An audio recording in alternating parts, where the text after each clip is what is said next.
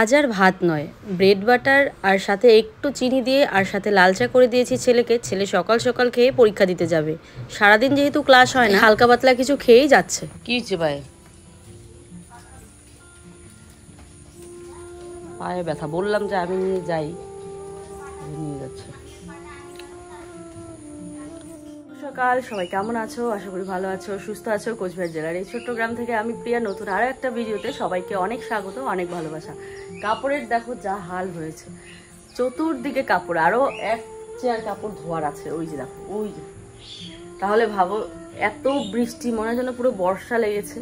এই বর্ষাটা যেটা আগে হওয়ার কথা ছিল, মানে আজকাল আর বর্ষাকালে বর্ষা হচ্ছে না, শীতকালে আর শীত পড়ছে না, মানে কি বলবো, মানে এত বাজে। এই বর্ষাটা যদি আগে হয়ে যেত তাহলে আজকে যে এই সময়টা সুন্দর একটা শরৎকাল যেরকম হয় আর কি, হালকা হালকা রোদ, হালকা হালকা ঠান্ডা ঠান্ডা ওয়েদার, এরকম হয় আর কি। কিন্তু না, এখন বর্ষাকাল লেগে আছে, মানে প্রত্যেকটা দিন বৃষ্টি হচ্ছে, প্রত্যেকটা দিন বৃষ্টি হচ্ছে, তাও আরও আনলিমিটেড মুষলধারে বৃষ্টি। সারা রাত কাল বৃষ্টি হয়ে বোধহয় বন্যায় লেগে গেল। তো যাকে এই যে সমস্ত কাপড় চোপড় ধুয়ে এখানে কালকেই তো মেলে রেখেছিলাম। তো মা আয়ুষ চলে গেল, ওদেরকে ব্রেড পাউরুটি সেকে লাল চা দিয়ে মা নিয়ে গেল। আমি যেতাম, তো মা বলে আমি যাই, তো মা গেল। তো এবার বাবু সোনা উঠে পড়েছে, খুশ। একে খাওয়ালাম, খাইয়ে দাইয়ে এবার ভাবলাম চলো কাজে লেগে পড়ি। তাহলে ভাইকেও দিলাম, ভাই চলে যাবে, ভাইয়ের কম্পিউটার আছে। আর আয়ুষের বাবা ওরা কালকে ভোর 4টার দিকে নেমেছে, মানে আজ ভোর 4টার দিকে নেমে কাজ টাজ করে ওরা নাকি আবার গাড়িতে উঠেও পড়েছে, আমাদের এখানে আসে, মানে রওনা দিয়েছে বাড়ির উদ্দেশ্যে। তো দেখা যাক কখন আসে ওরা। তো চলো, ওয়েদারটা আজকে যেরকম আছে, উঠোন বাড়ি ঘরে এখনো কোনো কিছু ঝাড় দেওয়া হয়নি, পুরো অবস্থা খারাপ হয়ে আছে। কাল রাতের বেলা মা কত কিছু করে রেখেছিল, ভাগ্যিস, তাহলে আজকে। এখন বাসনগুলো গোছাবো, এই যে এখানে বাসন আছে, রান্নাঘরটা পরিষ্কার করবো। তো চলো বন্ধুরা, ব্লগটা দেখতে থাকো, আশা করি তোমাদের ব্লগটা ভালো। একটা অনুষ্ঠানের পর যে কত কাজ থাকে কি বলবো তোমাদের। কাল তো আমার মা বাসন কিছুটা হলেও ধুয়ে অনেকটা আমাকে হেল্প করে দিয়েছে, তো সেই জন্য এই বাসনগুলো এখন ধুয়ে নিচ্ছি। এখনও আছে বাইরে অনেক বাসন আছে, সেগুলোকে ধুবো আমি। তার আগে ভাবছি এই গামলাটাকে খালি করে নিই, কারণ বাইরের যে বাসনগুলো আছে সেগুলো ধুয়ে আবার এই গামলাতে করে নিয়ে এসে ওই টেবিলের মধ্যে উপুর করে রাখবো, যাতে করে শুকিয়ে যায়। তো মানে একটা অনুষ্ঠান করার পরের দিন, অনুষ্ঠানের দিন তো চাপ থাকেই, তারপরে পরের দিন গোছাচ্ছিলাম, মনে পড়লো একটুখানি খুশকে তুলসী পাতার রস মধু দিয়ে খাওয়াই, কারণ খুসখুস খুসখুস করছে গলাটা, তো খাওয়ালে কমে যাবে। তো চলো। ডালে কৃষ্ণ পাতায় হরি, সরপ্রভু তুলসী তুলি। বাইরে গাছগুলো আছে, এখান থেকে নিয়ে নিলাম। এটার থেকে ভালো যেটা রাম তুলসী পাতা হয় না, কালো কালো, সেটার রস খাওয়ানো ভালো।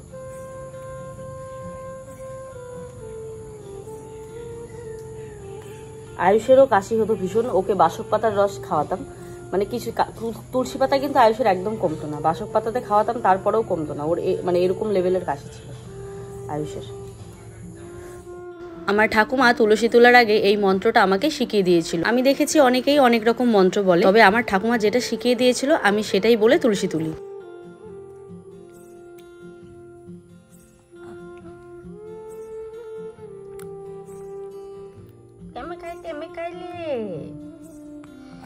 আরে বাবা রে,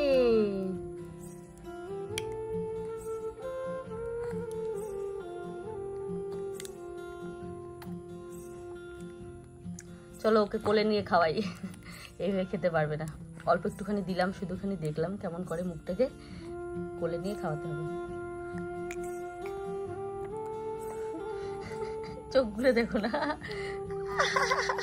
ওরে বাবারি ওরে বাবারি, এরকম করতে হয় ওষুধ খেয়ে, তুলসী পাতার ওষুধ খেয়ে এমন করতে হয়। ছিল না, খুশকে ঘুম পাড়াতে পাড়াতে আমি দেখো এডিটটা করে নিয়েছি, করে উঠোনটা ঝাড় দিয়ে নিলাম। অনেকটাই বেলা হয়ে গেছে, বাসনও বার করে নিলাম। এবারে চলো, হালকা একটু বোধহয় রোদের মুখ দেখা দিচ্ছে, কি আমি তো দেখতে পাচ্ছি, তোমরা দেখতে পাচ্ছ তো? আমি হালকা দেখতে পাচ্ছি আর কি। তো এবারে চলো, এই যে কাপড়গুলো নিয়ে পিছনে চলে যাই। আর ওই যে চেয়ারের কাপড়গুলো জানি না কি হবে, আগে এই কাপড়গুলোর ব্যবস্থা করি, কারণ না হলে এগুলো না গন্ধ করবে, প্রচণ্ড ভেজা কাপড়। চলো সমস্ত কাপড় নিয়ে যাও পেছনে, যাই না বৃষ্টি আসতেও পারে আবার।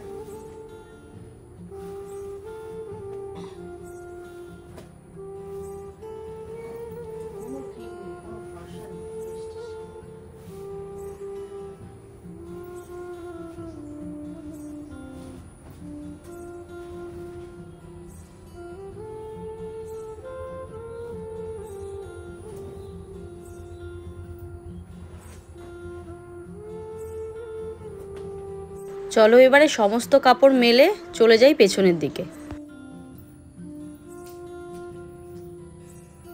পেছনে যাওয়ার আগে ভাবলাম জুতো পরে নিই, যেহেতু বৃষ্টি পড়েছে, কাদো থাকবে, তারপরে আরও কত কিছু থাকবে, পেছনে এতটা জঙ্গল হয়েছে, তো ভাবলাম চলো জুতো পরেই যাই। বেশিরভাগ সময় চেষ্টা করি খালি পায়ে হাঁটার, ভালো লাগে হাঁটতে আমার।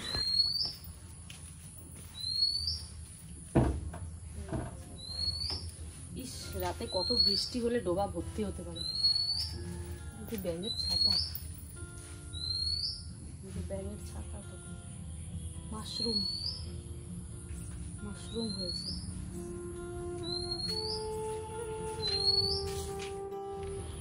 দেখো ডোবাটা কি পরিমাণে ভর্তি হয়েছে, তার মানে দেখো কত ভারী বৃষ্টি হয়েছে। আর এই যে মাশরুম,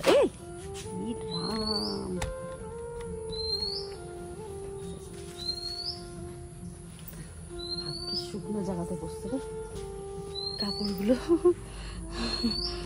এই দেখো মাশরুমগুলো দেখতে পাচ্ছ, কত মাশরুম হয়েছে।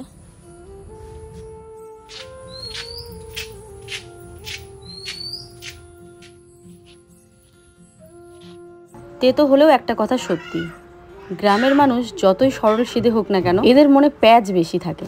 কেউ রাগ করবে না, কারণ আমিও গ্রামে থাকি, আমার মনেও অনেক প্যাঁচ আছে। আজ এই কথাটা কেন বললাম বলো তো? তোমার নিজের বাড়িতে কি হচ্ছে, তুমি কোথায় যাবে, তুমি কি খাবে, আজ কি রান্না করবে, সকালে কেন রান্না করলে না, দুপুরে কেন করলে না, বা তুমি কাপড় কোথায় মেলবে, তুমি বাসন কখন ধুবে, এখনও উঠোন ঝাড় দেওয়া হয়নি, মানে নানান রকম প্রশ্ন আমাদের গ্রামের মানুষের থাকে। এতটাই প্যাঁচ থাকে, বাড়িতে শৌচালয় থাকতেও রাস্তাঘাটে পটি করে রেখে দেয় যাতে ওই রাস্তা দিয়ে কেউ যাতায়াতই করতে না পারে। নিজের বাড়িতে তো সমালোচনা হয়ই, তারপর পরের বাড়িতেও হয়। কি বলতো, এই যে আমি যে শহরে গিয়ে থেকে আসলাম, এই জিনিসটা কিন্তু আমি কোথাও দেখতে পাইনি, কারণ শহরের মানুষের সত্যিই সময়ের ভীষণ অভাব। আর কারো বাড়িতে গিয়ে কিছু যে জিজ্ঞেসে করবে, এই জিনিসটা আমি দেখিনি। তবে হ্যাঁ, কিছু কিছু অলিতে গলিতে থাকে, যেমন ধরো গুয়াহাটিতে যখন ছিলাম তখন দেখেছি, কিন্তু এই মুহূর্তে আমি কিন্তু সেটা দেখতে পাই না। আমি কিন্তু আমার কথাও বলছি, আমারও মনে হয় ইস, কে কি রান্না করলো, একটু গিয়ে শুনে আসি তো, যদি হাতে সময় পাই। যাকে আজকে এই কথাটা কেন বললাম, কিছু তো রিজন আছে, আমার সাথে ঘটে গেছে এমন কিছু জিনিস, যার জন্য আজকে এই কথাগুলো শেয়ার করলাম। তো চলো, কাপড় মেলা হয়ে গেল, এবারে বাড়ি চলে যাই। বাপরে, এখনো কত কাপড় আছে, এগুলো ধুয়ে যে কোথায় মেলবো, সবে রোদটা তো উঠলো, দেখা যাক কি হয়। তো এবারে দেখো, এই যে টেবিলটা মুছে নেই, প্রত্যেক দিন টিকটিকি উপর থেকে পটি করে এই টেবিলটা ভর্তি করে ধুয়ে দেয়। এখানে টেবিলে কত কিছু রাখা হয় বলো তো। ঘুম থেকে উঠেই কিন্তু আমি মুছি, আজকে মোছা হয়নি তাই সুন্দর করে মুছে দিচ্ছি। সারাদিনে কিছু করবে না, আবার দুপুর বা বিকেল হলে আবার পটি করা শুরু করে দেবে। তো টেবিলটা এখান থেকে সরাবো কোথায়, ভালোও লাগবে না দেখতে।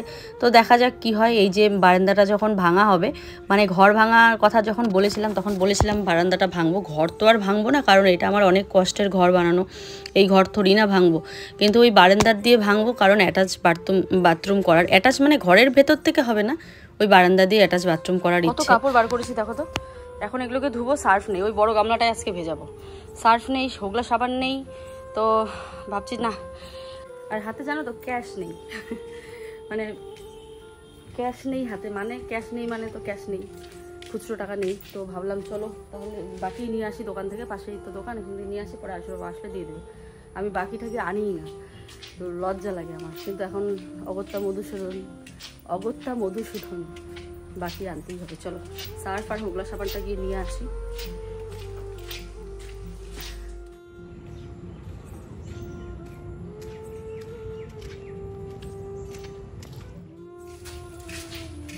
নিয়ে চলে আসলাম, চলো এবারে জামা কাপড়গুলো ভেজাই, জানি না কখন ধোবো, কখন কি করবো, ভগবানই জানে। আগে এত বড় গামলাটা ভরি, কারণ গামলাটাই অনেক বড়, এত বড় গামলাটা দেখি কতটুকু জল লাগে ভরতে, ভরে।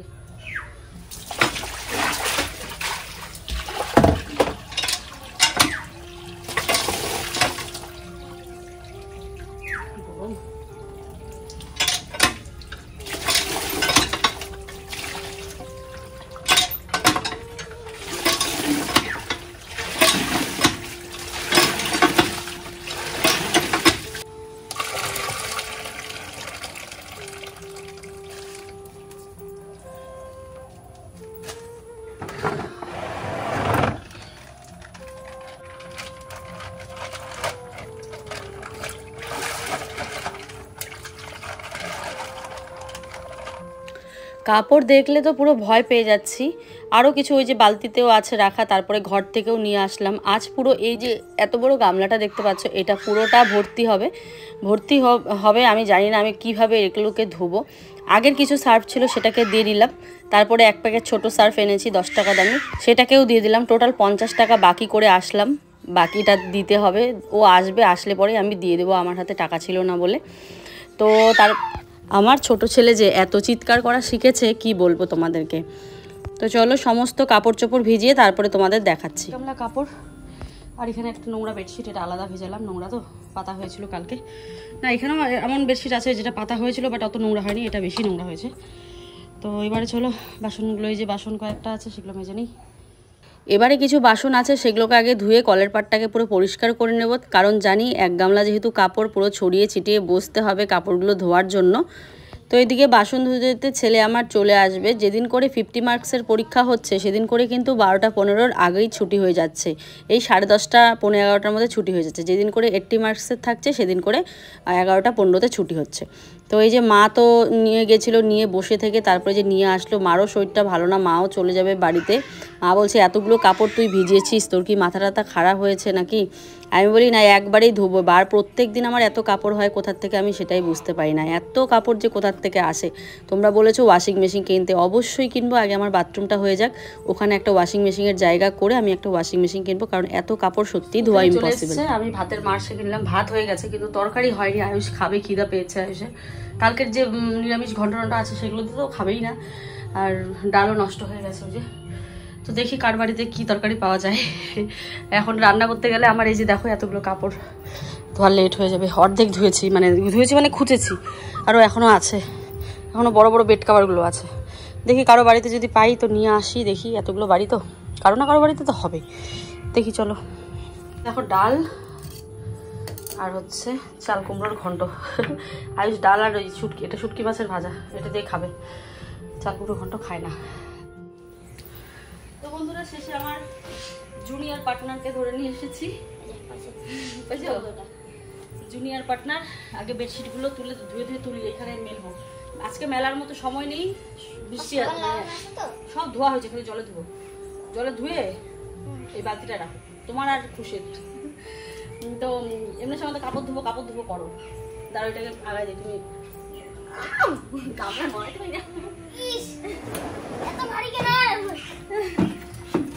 আস্তে আস্তে ভাই খুশ ঘুমালো। কয়বার যে যাচ্ছি খাওয়াচ্ছি, এই যে ভেজা শরীর উপরে গামছা পেঁচিয়ে ওকে খাওয়ালাম। তো এরকম না, চিপতে হবে। বালতির জলগুলো ফেলাও। তো মেলার মতো জায়গা নেই, প্লাস সময় নেই, এখনই বৃষ্টি আসবে। ওই পেছনে কিছু কাপড় দিয়েছে সেগুলো নিয়ে আসতে হবে। তো কি করলাম, এখন এগুলোকে আপাতত দেখবে জল ঝরাবো। সকালে উঠে মানুষের টারে যাবো, মানে আমাদের সামনে যে একটা আঙিনা আছে ওখানে অনেক টার লাগানো আছে। তো কালকে যদি কেউ কাপড় না মেলে প্রথমে বেডশিটগুলো ওখানে মেলে দেবো, এটাই করতে হবে, তাছাড়া উপায় নেই। আর ছোটো ছোটো কাপড় মেলে দিব স্ট্যান্ডে। তারপর দড়ি আছে, দড়িতে যেটুকু ধরবে এইভাবেই শুকাতে হবে। এই কাপড়ের ব্যবস্থা, তারপরে ঘর দুয়ার ঝাড় দিব, মুছবো। আর আজকে আর রান্নাবান্না এখন করবো না, যেহেতু আমাদের খাওয়া হয়ে গেছে। আমি আবার ওই যে চাল কুমড়ো এনেছিলাম, দিদিভাই দিল, ওটা দিয়ে খেয়ে নিলাম। চাল কুমড়ো ঘন্ট দিয়ে ভাত, আর কালকের লাবড়া ছিল মানে ঘন্ট, আর আয়ুষ ডাল আর শুটকি মাছের ভাজা দিয়ে খেয়ে। আমার জুনিয়র পার্টনার আমার সাথে কাজ করতে ভীষণই পছন্দ করে। ও আবার কি বলছে বলো তো, তুমি এতক্ষণ থেকে এতগুলো কাপড় ধুচ্ছ, আমাকে কি একবারও ডাকতে পারলে না? আমি কই আহারে সোনারে, এই তো ডাকলাম, চলো এখন দুজনে মিলে ধুই। ওকে ওই খুশের জামা আর ওর জামাগুলো চিপতে বললাম। এই যে কতবার যে এই গামলাটা ভরছি কি বলবো তোমাদের, বড় গামলা তো 3-4 বার ভরলাম আর কি। 2-3 বার ভালো করে কাপড়গুলোকে ধুয়ে এটা শেষ ধোয়া দিচ্ছি, কারণ 3-4 বার তো ধুতেই হবে যে নোংরা কাপড়গুলো। তো এগুলো ধুয়ে এই যে এবারে ওই যে টিনটার উপরে মেলে রাখছি যাতে করে জল ঝরবে, সেই জন্য। তারপরে বাকিগুলো রাখবো। বেড কাভার প্যান্ট সমস্ত ওইদিকে আপাতত জল ঝরার জন্য দিলাম। আর ওই যে কাপড় এক গামলা এক বালতি এখানে রাখলাম, এগুলো মেলে দিব যতটুকু যা মেলা যায়। এবার চলো পিছনের কাপড়গুলো নিয়ে আসি, বৃষ্টি পড়ছে হালকা হালকা। একা একা খেলা শিখছে, হ্যাঁ মুখটাকে কেমন করি, উলি বাবলি উলি বাবলি উলি বাবলি। বাবাটা সোনাটা আমার কার জামা পরছে আজকে? দাদার গেঞ্জি, সব গেঞ্জি ভেজা, প্রত্যেকটা জামাই ছোট হয়ে গেছে। এখন বাকি যেগুলো আছে সব ভেজা। এখন দাদার গেঞ্জিটা দখল করে বসেছে মশাই। দাদার গেঞ্জি দাদার গেঞ্জি। তোমাদের একটা জিনিস আমি দেখাতে ভুলে গেছি, আজকে দেখাবো অন্নপ্রাশনেও কি কি পেয়েছে। যেহেতু সেরকম মানে আমরা তো খালি বাড়ির কয়েকজন মিলে গেছিলাম বাপের বাড়ির, তো সেই হিসেবে আর কি।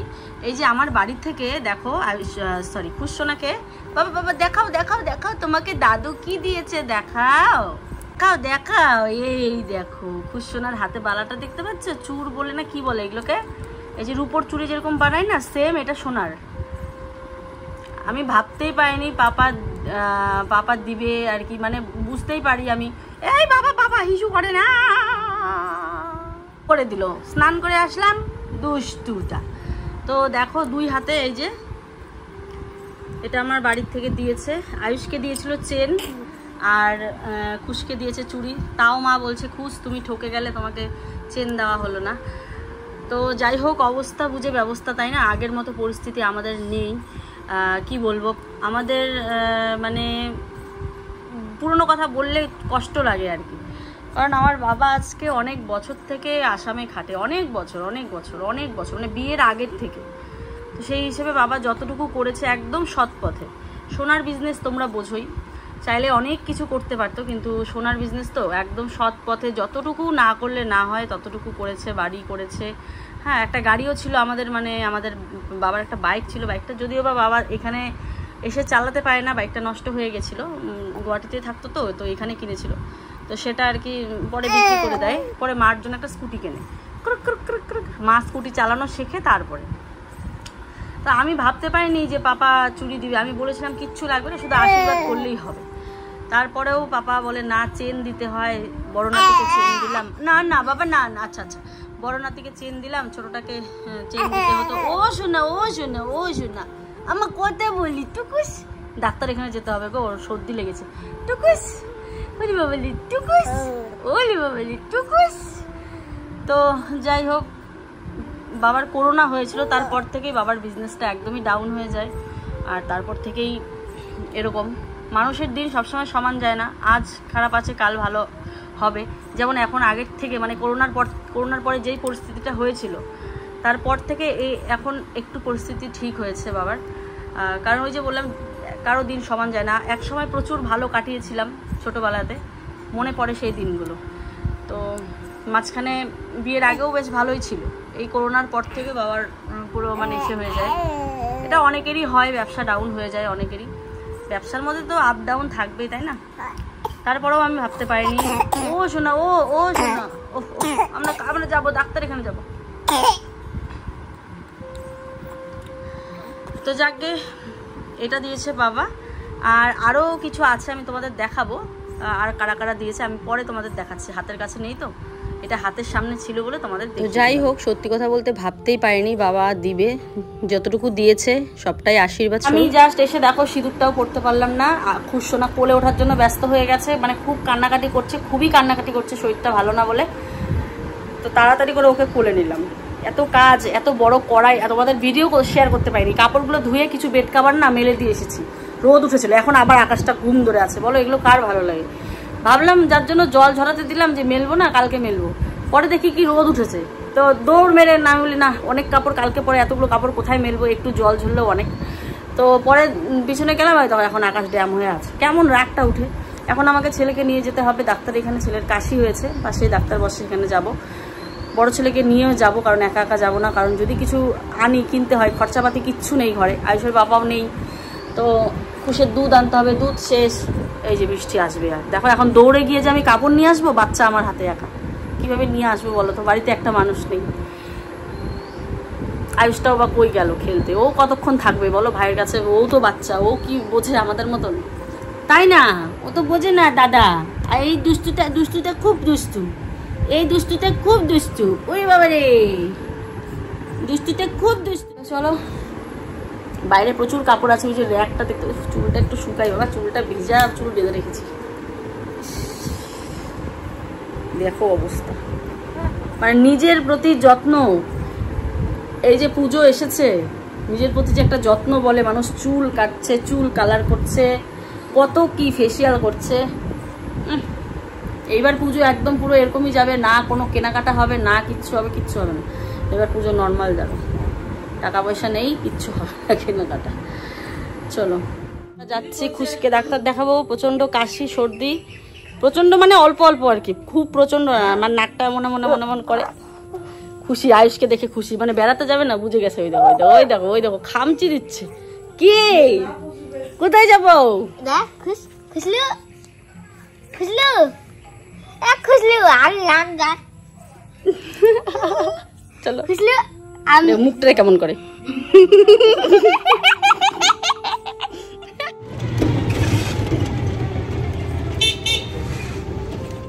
তো চলে আসলাম ছেলেকে নিয়ে। ছেলে আমার একদম চুপচাপ, ওর নাকটা সুরসুর করছে, সেই জন্য দেখো না মুখটা একদম মানে চুপচাপ হয়ে আছে ডাক্তার এখানে।